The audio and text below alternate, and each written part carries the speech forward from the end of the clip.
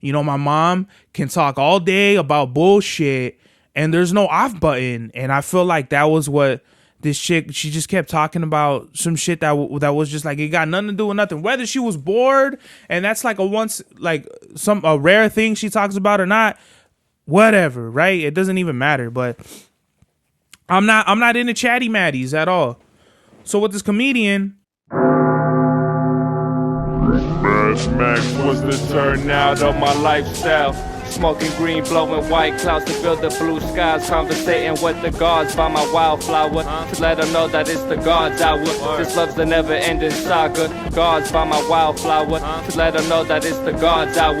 This love's the never-ending saga. Gods by my wildflower to let them know that it's the gods hour. This love's the never-ending saga. Gods by my wildflower to let them know that it's the gods hour.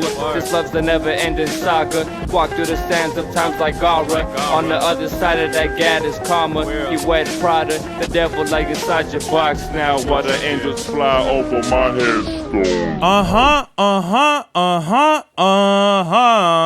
We are back with another episode of the God's Hour podcast with your boy Big Cervelli, back in the place to be, La Merca Superior, Palace 81 Studios. We are live in effect, live and direct. It's your boy, Mr. 9 Times. And over the weekend, it was super fucking busy. Saturday, I thought the whole weekend was going to be crazy as fuck, but I had a feeling that it was like some things were going to fall through, and that's exactly what happened. Saturday, I was hoping I was going to take this girl out. That didn't happen, so I went and saw B. Simone. Later on that night, B. Simone, for those of you who don't know, she was on Wild 'N Out. She has her own podcast. Very interesting, you know what I mean?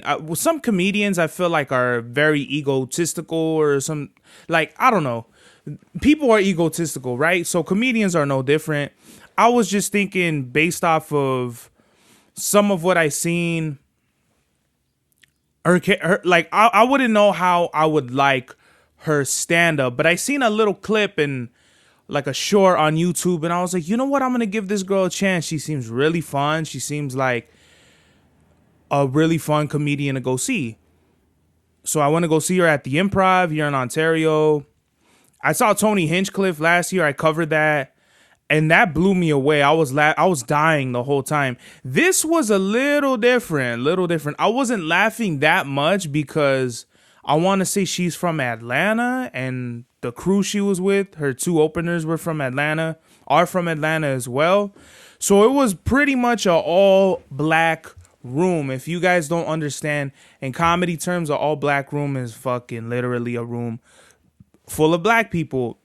Now, is this a racist thing? Am I trying to say that black comedy is weaker than other comedy genres? No, it's just a little different. I'm not black, I'm Chicano. So obviously people like Ken Flores, George Lopez, Gabriel Iglesias, all of them are going to be right up my alley because that's how I grew up. I grew up Chicano. I did not grow up black, right?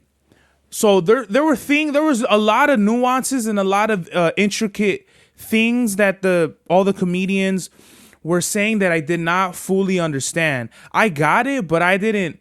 There's cultural context to jokes, which I obviously have no connection to. So to me, I didn't find that funny.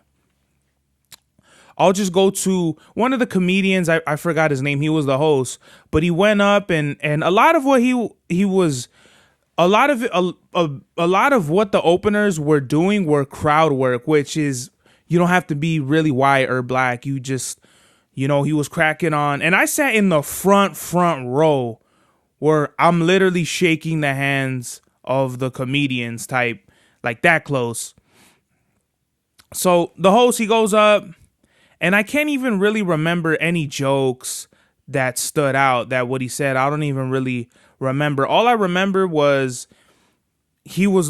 obviously, are there any single people? Are there any couples in here? And that's always usually good crowd work. I feel like I've seen a lot of comedians, they get off on their kind of like, they just burn time. If they don't have a straight solid 20 minutes or whatever, they're going to go up there and they're going to just find whatever it is. But that's pretty much are you single? Are you a couple? I see that a lot in comedy. So there was probably like five fucking, let's say just 10 Mexicans in that whole room, well, me included. Everybody else was black. Beautiful black women in there. Just a myriad of different beautiful black women that were in the building. Shout out to all of them. I'm sitting there and there's an older black couple to my left. Right at my table was this fool. He looked gay black dude, obviously straight African American girl, and then just tables and tables of like so if the stage is a horseshoe, it's like right at the very end is the older black couple, me, across from my seat there's the black couple, and then like just black tables or whatever. Not to be racist. Like, again, just a PSA. This is fucking, I'm not getting uncomfortable, but it's just I don't want anybody going, oh, you see this first white fucking Mexicans, da, da, da. Like, you know what I mean? Because it always turns into that. People love to turn words around, or people. I feel like a lot of people are just dumb. Like, if it's 2024, and I feel like if you're really trying to push the black, brown, white agenda, like division, I feel like you're an idiot.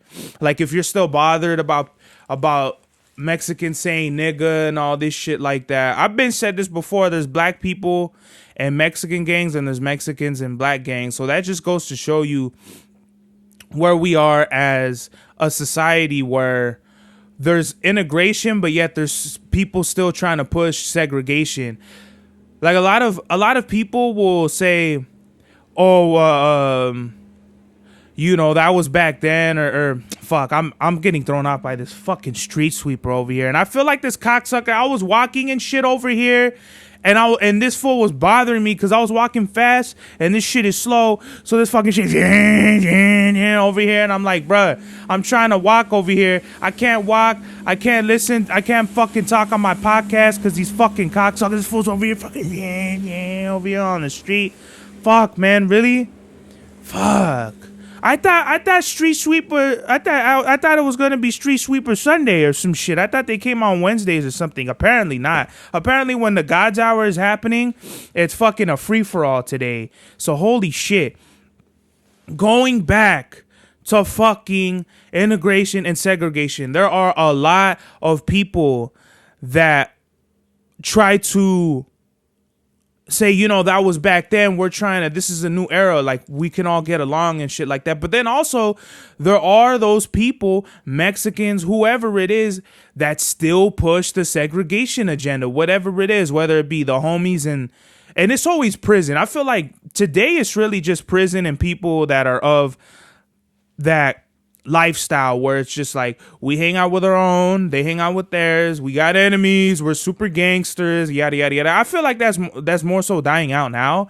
It's very few and far in between, so I don't want to make it seem like it's everywhere, but obviously, like, I was hanging out with, well, I wasn't hanging out with, but yesterday it was me, Chava, and Advis. Shout out to Advis, shout out to Chava. But Chava says nigga a lot, and I don't say nigga really, like, at all. I might say it here and there, but Chava's saying it a lot, and Advis, he wasn't batting an eye. Like, it was just normal shit. Now, for other people, they have problems with that, and I totally understand.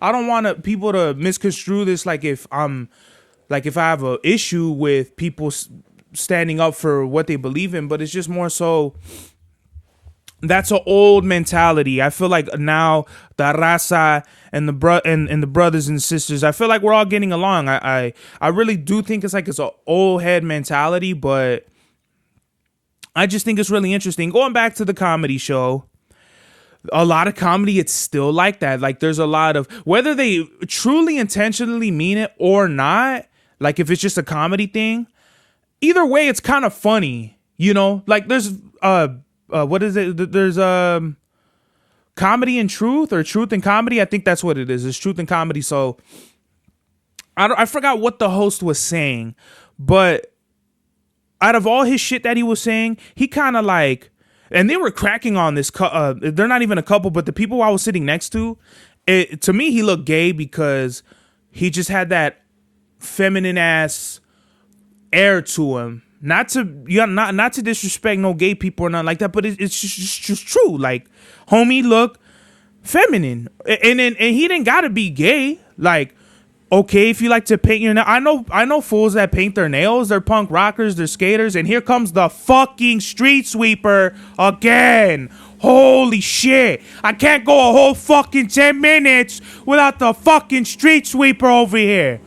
Holy shit, is this fucking fat dude over here? Holy shit. Just shoving Cheez-Its up his ass while fucking he's cleaning the street. That's where our tax dollars are going to. And these fools don't even clean the fucking street either. They're over here, there's like, the cars are lined up on the block, right? So his fool's just over here, he's just driving a fucking car. That's all he's doing. He's not cleaning shit.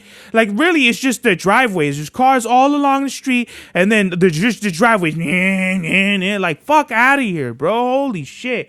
Breaking up the whole continuity of the fucking program. What the fuck was I even talking about? The host, for the third fucking time, going back to the host, did not have funny jokes. This fool was not really funny. You know what I mean?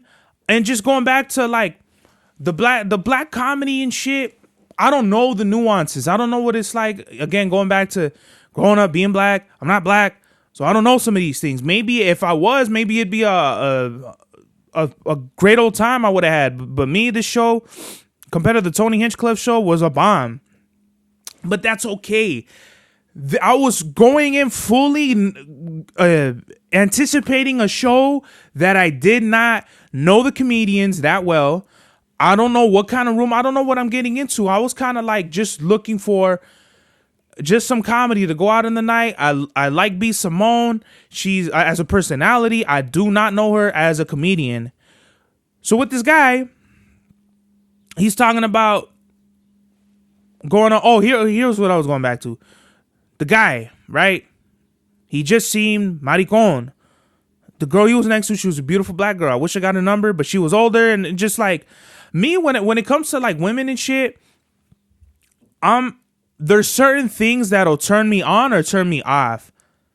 Just the way this girl was talking and shit with this dude, it just seemed like she was one of those girls I wouldn't want to like be with because of, I don't know, just things she was talking about.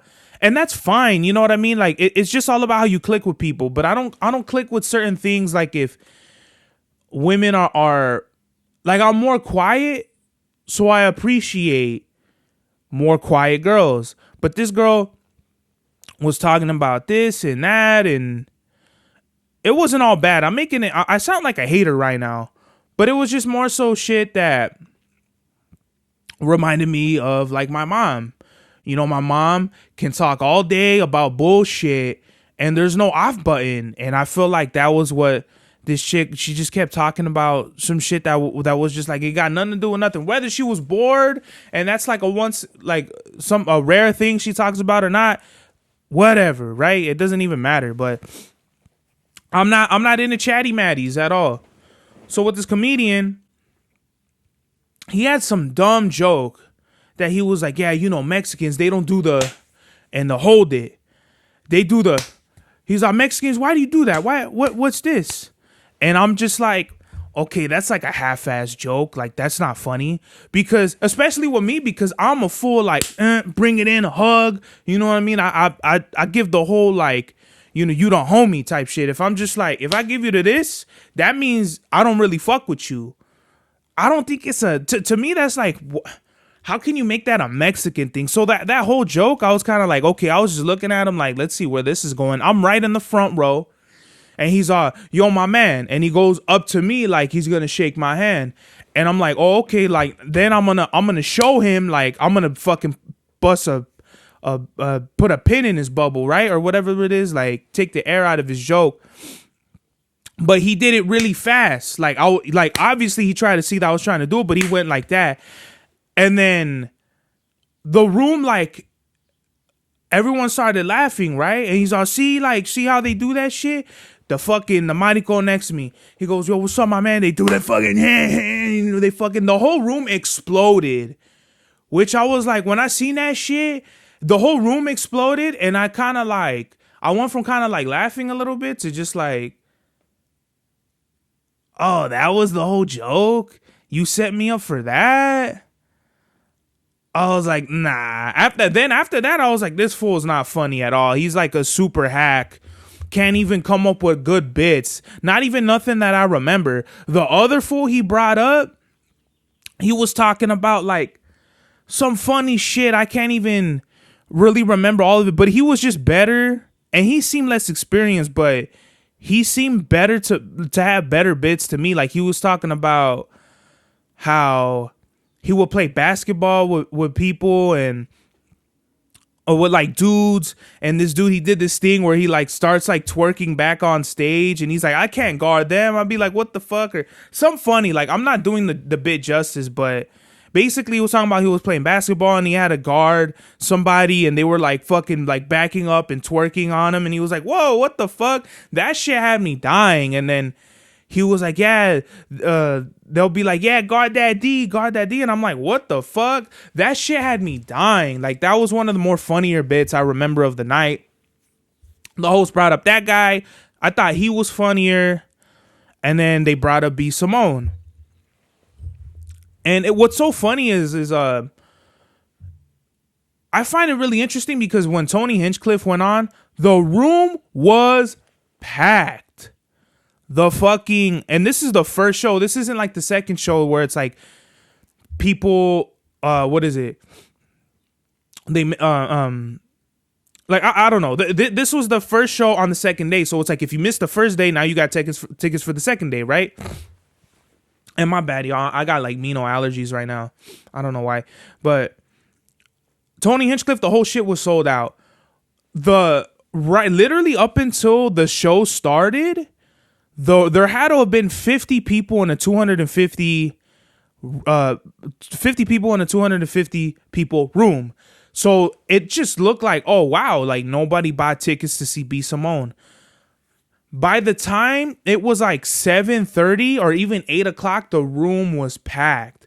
And I mean, like, I don't think I'm gonna ever sit right in the front ever again. I think I'm gonna sit in a booth.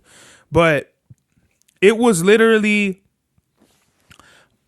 the whole front of the stage is tables packed. Right behind that, in the aisle, is the booths packed. But then they set up chairs in front of the fucking booth. I'm like, what the fuck is this? So literally the whole time, I'm sitting pretty much in the aisle because I need fucking leg space. You know what I mean? I'm a big dude. So I'm kind of more so in the aisle.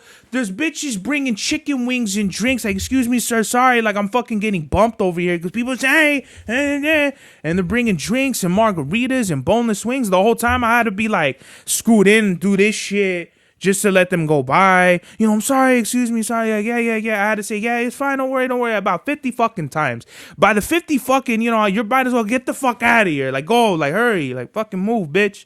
Like, you know what I mean? You're not even nice about it anymore and shit. After about 15, yeah, it's fine. You're like, okay, fuck you, move. Like, you know what I mean? So just the whole experience was just different. When I went and saw Tony Hinchcliffe, I was way in the back. But you're anywhere you sit in the improv, you're pretty much there, like watching close up on the stage. But when you're right in the front row, it's a completely different experience. I sat right in front of a monitor, so it was weird because you're hearing the comedian on stage, you hear their actual voice, not on the mic. I'm hearing the comedians, a bit of their voice loud.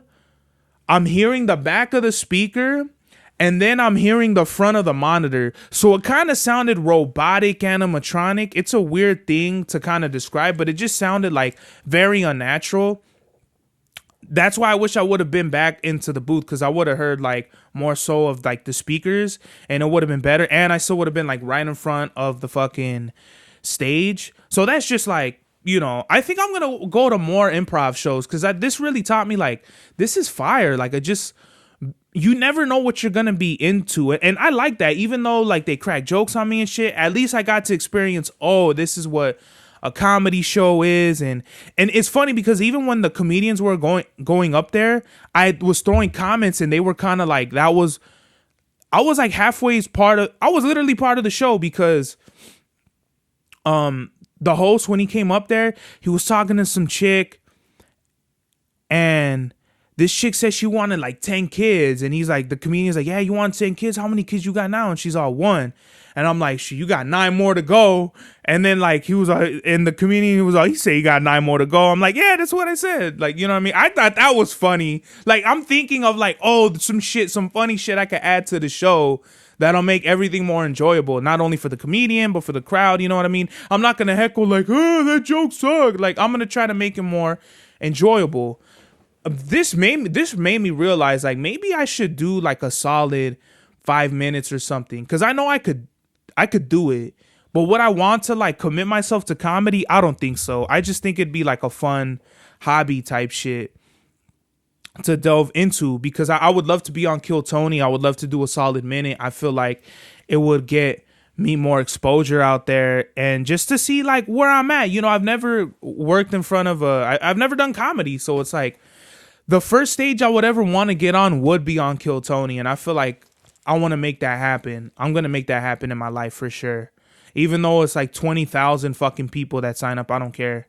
Just to go out there and experience Kill Tony and put my name in a hat and see if I get drawn, it'd be awesome. And while I'm doing that, just like work on a solid minute, it'd be fire.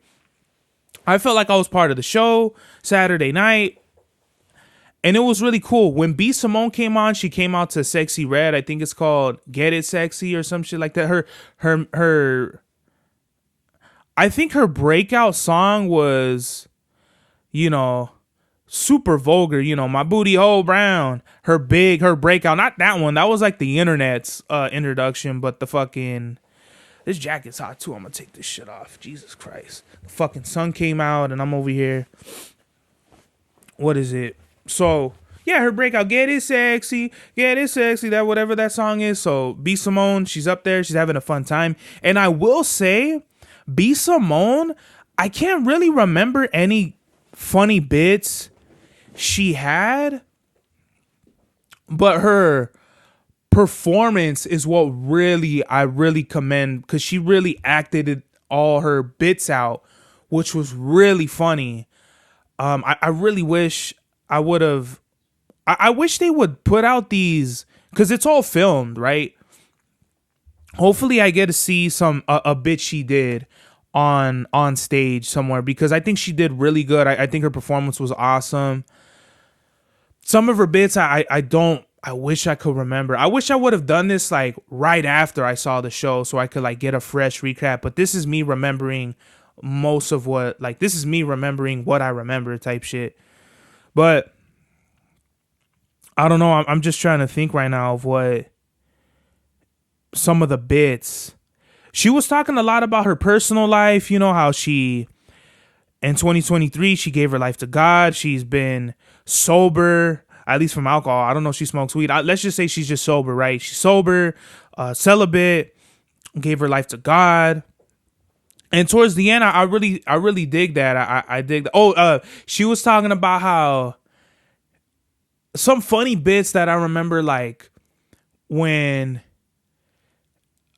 something funny, like chicks take a plan B like right away on the first day, but like she was saying, like, I'm fucking this all up, but she was like, if you really don't give a fuck, take that plan B on the third day in 127 hours or some shit. I'm doing it fucking bad as hell, but it was just funny. She's like, oh, you really about that? Take the pill on the third day. Like, oh, you so gangster or some shit like that. Funny, like that was like probably one of the more funnier bits. And then she was talking about, and all the women were dying. So this was like a lot of her like jokes were like pertaining to women. And she was saying how like she got on her knees and she was like praying. She's like, get on your knees, bitch, like where you're comfortable or something, some funny shit like that. And I thought it was really enjoyable. It was something, the whole experience at the show was something that I've never, it was like a first time thing for me. So it was just really dope seeing all of that. Towards the end, she was talking about how she shaved her head because her sister got cancer, and She was really emotional. She was saying that she had never experienced a death in her life, and I was like, damn, like really, that's like, you're pretty fucking lucky, you know what I mean? And she was saying, she was like, that's something you all can't say. And she was saying, she's like, one of my best friends just died last year, like out of nowhere, like just died. And she said, I think it's her name is Miss Jackie O. I don't want to fuck the name, fuck the name up, right? Miss Jackie O, right? Yeah, Miss Jackie O was the wife of DC Young Fly. Now, I do remember this when it happened, but I didn't put two and two together. She's like, one of my best friends died. And when she said Miss Jackie O, I was like, wow. It was dead. The room got dead quiet, but I was like, wow. Probably the other people in the crowd probably knew this already. But I said that out loud because I didn't put two and two together. I didn't know they were like really friends and shit like that.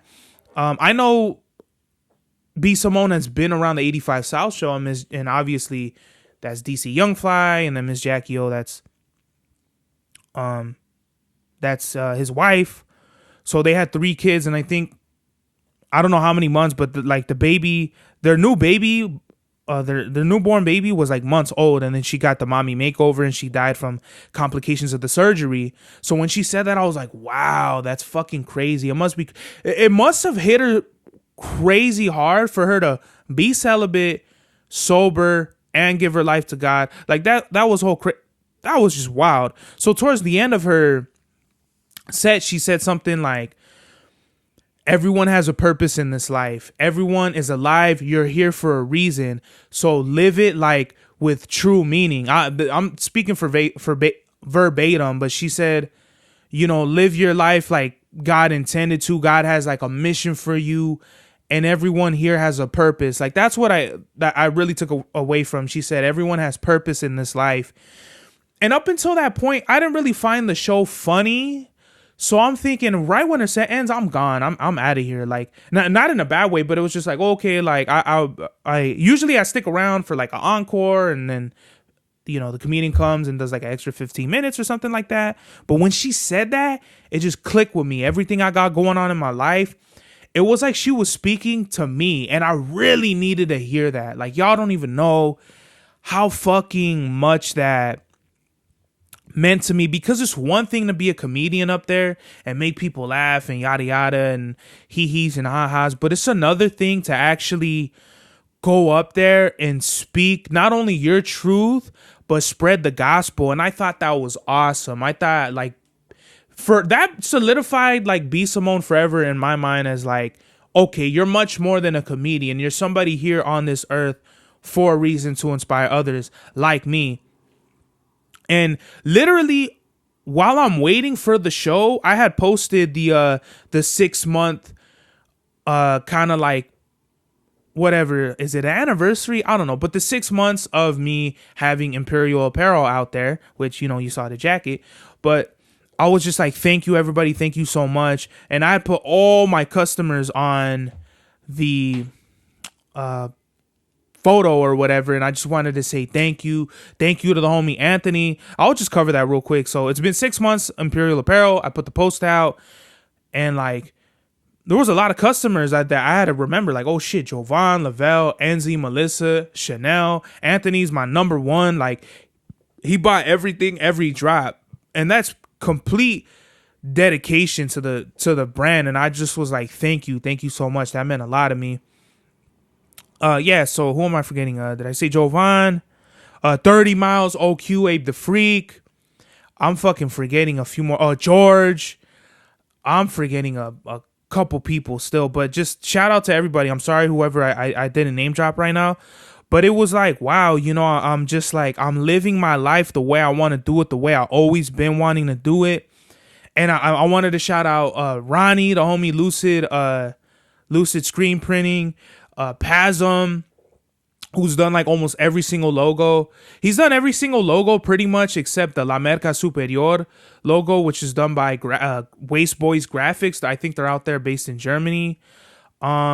Ingenious New York City, but I never drop clothes with the logo. It's just the IE because the you get what you pay for. I think I paid like $40 or $50 for the logo, and even then it was just a waste of money because PASM could have done it like that for 50, and I would have got a better quality. But it's cheap. Like I know for a fact, it's all the pixels are all fucked up, so it's just like the designing shit out there that you don't really know until you get into it. But even them, shout out to them. Like any logo, anything has ever done for the brand, I really appreciate it.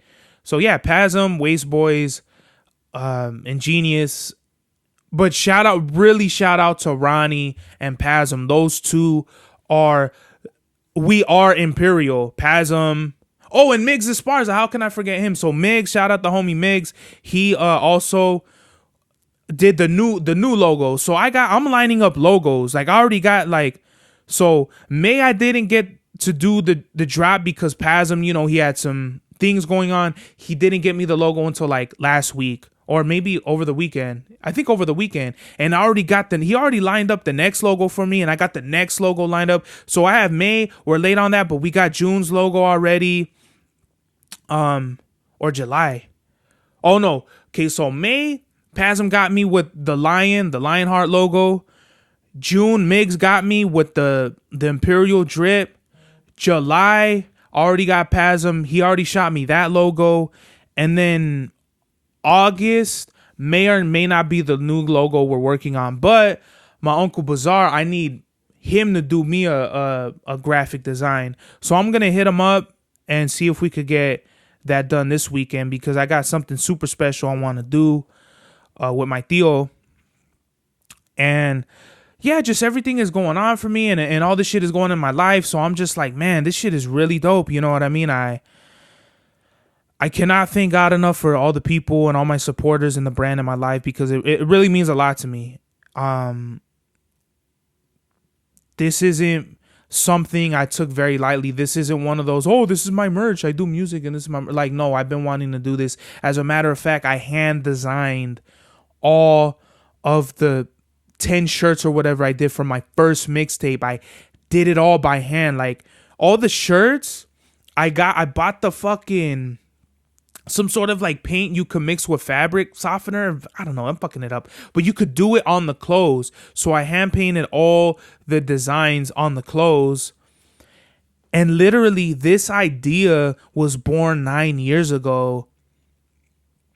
And I'm doing it to this day. It took me years to figure out what I wanted to do. But now I'm so glad, like God don't make you wait. God gives you everything in time. Like in time, you're going to figure out what you need to be on this earth to do. And my phone almost fucking, I smacked my own self fucking with my phone and shit almost falling. But yeah, it's been a journey. You don't really realize that, but with just life and shit, it's all, life moves so fucking fast. And with me, it's like, there's time steps in my life, whether it be whenever me and Chava would go do shows, and I remember like we would bump like the Infamous or the War Report, just time steps in your life. Like life will fly by, and if you don't do shit with your life, it'll just be like, well, what the fuck did I do? Like, what is there to show for in the fucking 30 years of my life? Me, I can honestly say it's been great, and it's been a lot of great memories, and trust me, the ups come with the downs. That's why when I think like back to, I remember I used to say shit like, man, this was the greatest, when I was like all depressed and shit, I'd be like, man, I remember the one, this was the greatest time of my life. But I would be like, yo, like I went through some shit at that time too, and I'm still going through shit now, and it's like, that comes with it. That's life, bro. Life ain't like, oh, for 1 second you're on top of the world, and then like the next minute you're rock bottom. No, it's like, it's kind of like a snake, you know what I mean? First, one day might be up, the next minute you're down, and it's like, you gotta appreciate all of that, bro, because if you don't take the good days with the bad, it's like, what are you what are you doing, bro? You know what I mean? Everybody deals with shit. So how are you gonna deal with it in a way that, how are you gonna deal with life if you're just looking at the good days? You got to look at the good days and the bad days, bro, and you just got to take it on the chin. So on a more like positive and like happy note, I'm just like grateful for everything. I think I've said that like 10 times already, but it's really true. You know, I want to thank even all of the podcast supporters. That's why I think I posted this on Instagram. Like with the podcast, I didn't know that me talking shit. This is me just talking shit or popping my shit in the sala or in my room. That's how it started. I was in the sala and it was all echoey and shit. And now like I feel like I've grown some sort of support. Like I know I don't have like returning followers commenting and shit like that, but it's just like I'm getting it all out there, and I'm glad that people are resonating with it, because this is therapy, guys. Like I don't do this because I want to bother it. Like I don't want to bother you guys' day with oh, let's go check out the God's Hour. We can't watch the JBP or whatever the fuck. Like no, I do this because it's really therapeutic, and I feel like just like with the music, there's other people out there that could relate, and I'm getting people through it. I don't know if I've ever talked about this, but the inception of the podcast was because I was on YouTube, and you know how you get them random YouTube recommendations, like whatever it is, you know, slap boxing or some shit. You're like, I never watched this, so why is YouTube recommending this? YouTube will just throw a Hail Mary, like maybe you'll like this shit. So I see this video of this podcast, and it might have actually been live, but it was this dude who looked like he was in a truck or something, like very squeezed in space. And I think it was like his first podcast ever, or second or third, like the one of the first few episodes. And I wish I would have got, because I would still watch the podcast now just to check up on this fool. But I forgot. But he was like, yeah, you know, I've been wanting to do a podcast, and my girl, she was like, yeah, you know, she encouraged me to do the podcast. So I'm on my lunch break right now and I only have 30 minutes, but that's going to be my podcast time. And I was like, yo, what the fuck? I would never do that. Like my 30 minutes, bitch, I'd be in my car. Like back in the day, I would fucking just smoke the whole 30 minutes, eat a donut or something, and get back to work all faded.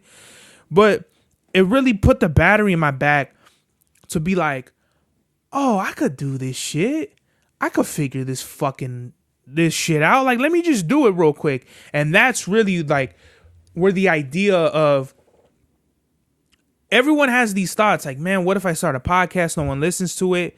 Duh. No one's gonna. Same thing with the music. Your first song you make ain't a bunch of bitches and bottles, sparklers. People are gonna jump out the bushes with. No one's gonna fucking. You're not gonna be a superstar for your first song. It takes work. It takes dedication, and it takes a lot of grinding before you even get somewhere. Like I'm barely getting. What is it? Like a few plays, up to 10 plays. Like I'm averaging about like 10 plays a podcast now. I remember when there would only be one, or for a fucking week or two there'd be 0 views on my videos, and I gotta take this from Joe Rogan, where he was like, you know, all one people got to tell 2 people, and those 2 people tell 2 people, and it just spreads like that. Like right now, the podcast game is super oversaturated, but what's going to separate you from everybody else? So that's what you got to figure out on your own. You know, find your niche. You know, if you really want to do this shit, you got to figure out how you're going to do it.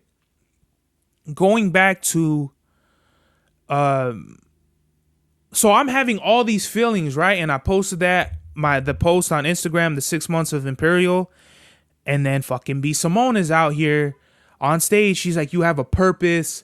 God is, you know, you're meant to be doing something. God has, you know, has it all planned out for you.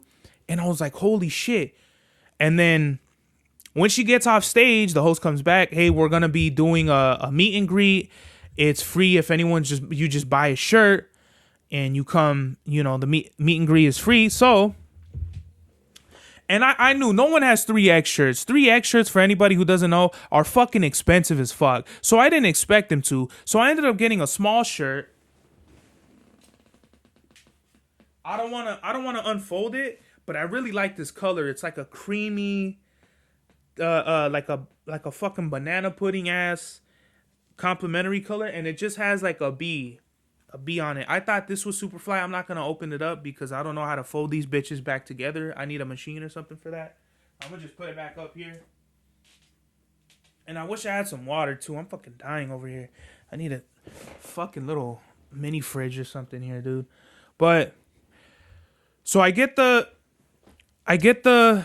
shirt, and surprisingly the line was really quick. I want to say from the time I had to wait in line for the shirt and then wait in line to go take a picture with B Simone, it took probably like half an hour. And I spent the whole episode talking about pretty much the comedy show, and I didn't even talk about everything else. That's crazy. I'm not going to keep y'all long. I like doing 45-minute podcasts. But I feel like I really had to talk about this. So when I go see B Simone, I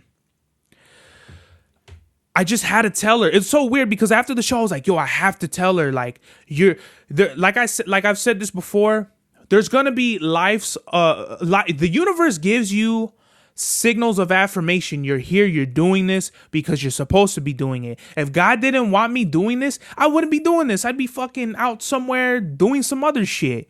But I feel like I have a purpose doing this.